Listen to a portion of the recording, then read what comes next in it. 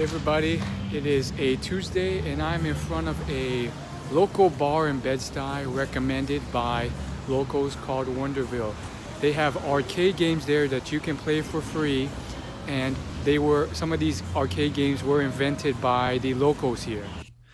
This was only a 10-minute walk from where I was staying, and true to how the host said, of my Airbnb, this place was free. Apparently, a bunch of students made these indie games that you could play for free. And honestly, a lot of them were fun. Yeah, some of them really weren't like super intensive. You could probably beat the whole game within 30 minutes. But some of them were pretty darn solid and unique. There was a lot of very interesting games, some kind of reminiscent of things you've seen before, but all had their own flavor. This was a kind of ninja 1v1 dodgeball game where you weren't attacking each other, you're trying to get the dodgeball elsewhere. This was probably the craziest one. You could 16 people could play at once. It was designed for large parties to play. And yeah, there's all sorts of incredible games. The innovation here was just amazing. And yeah, this was a game where you kind of grew like a virus as you ate things, but you were a sun instead.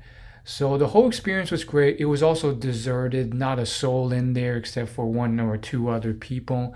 I guess, this isn't, it probably gets old after a while, so people aren't coming in here all the time.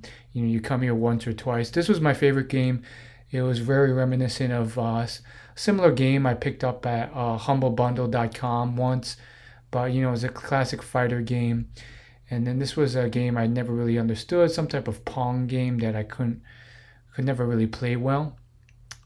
But yeah, I think I just really enjoyed this short thing. Honestly, part of me felt kind of bad because it was like, it's kind of deserted, it's kind of lonely.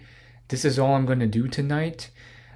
There's like barely anyone here or nearby, but it just goes to show you there are some slower paced areas of New York City, in Bed-Stuy, Brooklyn.